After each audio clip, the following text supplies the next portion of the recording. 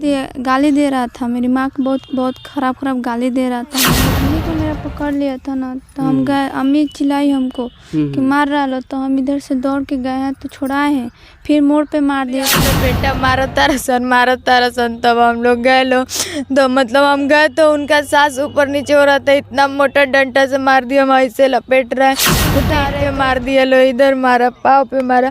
और मेरी छोटी बहन के जो मतलब इकबाल चौधरी हैं, मतलब वो इसको फांसी लगा रहे थे, इसका देखिए दम इसका भी। डॉक्टर राजेंद्र बाबू के धरती बाटे और यही धरती पर एगो पक्ष के दूसरा पक्ष के जौन की बटैयादार खेत बा, जहाँ पर एगो व्यक्ति के जौन की सरसों मुश्किल से 5 से 10 किलो के लगभग हुई, और ये सरसों के बोझा एक आदमी के जान ले लेलस। और एजा के बानी सिवान सदर विधानसभा के विधायक और बिहार विधानसभा के अध्यक्ष बिहारी चौधरी जी, और वहाँ के क्षेत्र में ऐसा निर्मम तरीका पूरा परिवार रो रो के बिलख के एकदम अगर के सर पर से साया अगर उठ जाला तो समझी कि परिवार एकदम सारा एकदम बिखर जाला, और बिल्कुल एकदम मासूम चेहरा, यहाँ लोग एकदम रो रो के बुरा हाल बाटे।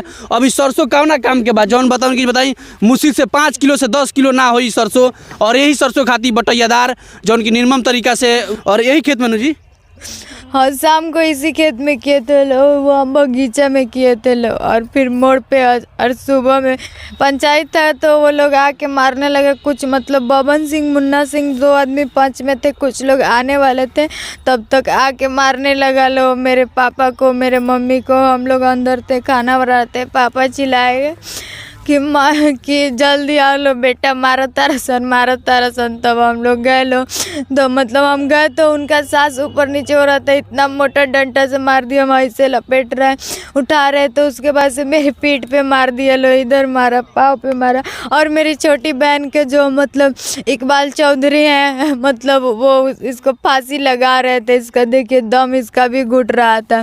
देश रत्न डॉक्टर राजेंद्र बाबू के धरती बाटे और यही धरती पर एगो पक्ष के दूसरा पक्ष के जौन की बटैयादार जे बाटे, अगर वहाँ के खेत ना दिले हुए तो पैसा देके वापस कर दिले रहती, और बिल्कुल निर्मम तरीके। और यहाँ के गर्दन पर दिखाई ये निशान बाटे एकदम। बाबू कैसे ही का होगा कहना पड़ी अपन हिना खातून, यही खेत खाती भई रहे। हाँ। और बताइए 2 से 4 किलो चाहे 10 किलो मैक्सिमम होई, और इस सरसों खाती भोगे पहले खेत में भोगे मारा मारी। हाँ वहाँ पे हुआ था, वहाँ पर बगीचा में। हाँ। का कहते रहो लोग खेता? हम यहाँ पे थे, इसको अम्मी को मेरा पकड़ लिया था ना, तो हम गए, अम्मी चिल्लाई हमको कि मार रहा लो, तो हम इधर से दौड़ के गए हैं तो छुड़ाए हैं, फिर मोड़ पे मार दिया था मेरे अम्मी का। तो हम लोग बोले थे कि पंच से कहेंगे लोग, तो वो लोग कह रहा था कि नहीं होगा। और गाली दे रहा था, मेरी माँ को बहुत बहुत खराब गाली दे रहा था, हम लोग को भी दे रहा था।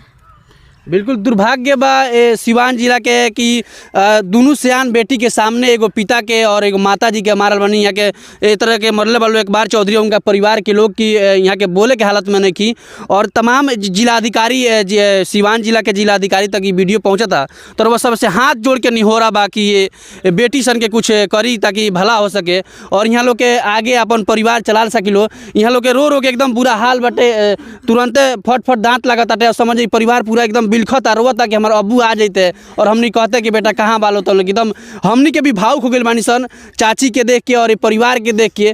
तो वह सब ऐसे निहोरा बा खास करके बिहार सिवान जिला के सदर विधायक और साथ ही साथ बिहार विधानसभा के अध्यक्ष अवध बिहारी चौधरी जी से कि रउआ एक बार अपना गृह जौन क्षेत्र बाटे वो क्षेत्र के देखी का हालत हो गई बाटे। बाकी धन्यवाद। जय भोजपुरी, जय भोजपुरी।